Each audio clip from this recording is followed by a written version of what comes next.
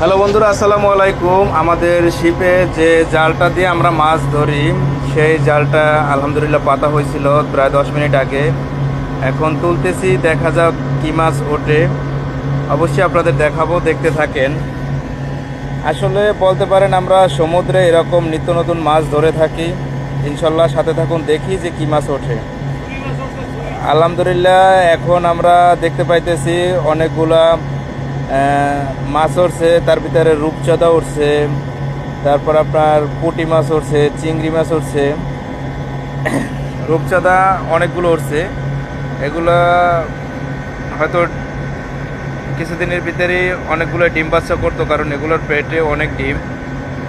তো যাই হোক, দেখতে থাকেন। আমি মাছগুলো একটা বালতিতে জিয়াচ্ছি, মানে এগুলো অ্যাকোরিয়াম করব সেই জন্য। এই যে অ্যাকোরিয়াম বলতে এখন বালতিতে লবণ পানি দিয়ে জিয়ানো আছে। আশা করি এখানে প্রায় 14 থেকে 15টা মাছ আছে।